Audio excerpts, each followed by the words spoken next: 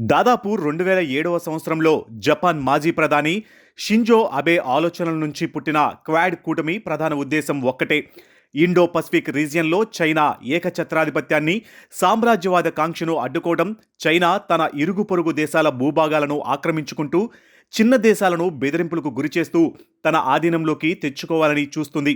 గతంలో Tibet, Xinjiang, Manchuria ప్రాంతాలను బలవంతంగా చైనాలో విలీనం చేసుకున్న హిస్టరీని పునరావృతం చేస్తూ ప్రస్తుత అధ్యక్షుడు షీ జిన్పింగ్ మావో కంటే ఒకడుగు ముందుకు వేసి ప్రాచీన చైనా సామ్రాజ్యాన్ని మళ్లీ స్థాపించాలని కలలు కంటున్నారు. అయితే చైనా సామ్రాజ్యంలో ప్రస్తుతం అంతా సవ్యంగా ఏమీ లేదు.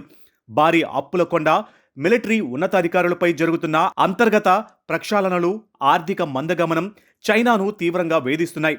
బీజింగ్ నడిబొడ్డున ఒక చిన్న విమానం టవర్ను ఢీకొట్టి మినీ 9/11 వంటి ఇన్సిడెంట్స్ కానీ, అక్కడ గ్రామీణ ప్రాంతాలలో ఉన్న తీవ్రమైన పేదరికాన్ని కానీ చైనా తన ప్రాపగాండాతో ఎంత దాచాలని చూసినా అవి బయటపడుతూనే ఉన్నాయి. అయితే ఈ అంతర్గత వైఫల్యాల నుంచి ప్రజల దృష్టిని మళ్లించడానికి చైనా ఏ క్షణంలోనైనా పొరుగు దేశాలపై దురాక్రమణకు తెగబడే ప్రమాదం ఉంది.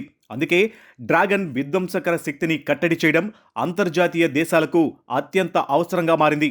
కానీ ఈ రక్షణ వలయానికి నాయకత్వం వహించాల్సిన అమెరికా ఇప్పుడు క్రమంగా వెనుకడుగు వేస్తుంది. నాటో మిత్రదేశాలకు నిరంతరం మద్దతు ఇచ్చే విషయంలో కానీ, జపాన్కు అందించిన అణురక్షణ హామీల విషయంలో కానీ అమెరికా విశ్వసనీయత ఇప్పుడు ప్రశ్నార్థకంగా మారింది. అమెరికా తన ఐసోలేషనిస్ట్ మూడ్లోకి వెళ్ళిపోతూ ఉండడంతో క్వాడ్ కూటమిలోని ఇతర సభ్య దేశాలు తమ జాతీయ ప్రయోజనాలను కాపాడుకోవడానికి ప్రత్యామ్నాయ మార్గాలను వెతుక్కుంటున్నాయి. ఇటీవలే అమెరికా తన ఇండో పసిఫిక్ కమాండ్ పేరును కేవలం పసిఫిక్ కమాండ్గా మార్చడం హిందూ మహాసముద్రం నుంచి అమెరికా తప్పుకుంటుందనే సంకేతాలను స్పష్టంగా ఇస్తుంది. ఈ మారుతున్న సమీకరణాల నేపథ్యంలోనే భారత్, జపాన్, ఇండోనేషియా దేశాల మధ్య సరికొత్త చారిత్రక వ్యూహాత్మక బంధం బలపడుతుంది. జపాన్ ప్రధాని సనాయ్ తకైచి భారతదేశ పర్యటన, అలాగే ప్రధాని మోదీ ఇండోనేషియా, ఆస్ట్రేలియా పర్యటనలు సరికొత్త ఈక్వేషన్స్ క్రియేట్ చేస్తున్నాయి. ఒకవైపు జపాన్ సాంకేతికత, పెట్టుబడులు భారత్కు తోడవుతూ ఉండగా, మరోవైపు ఇండోనేషియాతో కుదిరిన రక్షణ ఒప్పందాలు చైనాకు వణుకు పుట్టిస్తున్నాయి. ఇండోనేషియా, ఇతర ఆసియా దేశాలకు భారత్ తన అత్యాధునిక బ్రహ్మోస్ అస్త్ర మిస్సైల్ సిస్టమ్స్ను సప్లై చేస్తూ చైనా సముద్ర దురాక్రమణకు వ్యతిరేకంగా ఒక బలమైన రక్షణ వలయాన్ని నిర్మిస్తుంది. దీనిలో అత్యంత వ్యూహాత్మకమైన అడుగు ఏంటంటే, మలక్కా జలసంధికి కేవలం 90 నాటికళ్ల మైల్ దూరంలో ఉన్న ఇండోనేషియా సబాంగ్ పోర్టును భారత్ జాయింట్గా డెవలప్ చేస్తుంది. ఇది భారతదేశ గ్రేట్ నికోబార్ పోర్టుతో కలిసి శత్రు దేశాల నౌకలు, సబ్ మెరైన్స్ రాకుండా ఒక డిఫెన్సివ్ షీల్డ్లా మారబోతుంది. చైనా మొత్తం అంతర్జాతీయ వాణిజ్యం, ఇంధన దిగుమతుల్లో 2/3 వంతులు ఈ మలక్కా జలసంధి గుండానే సాగుతాయి.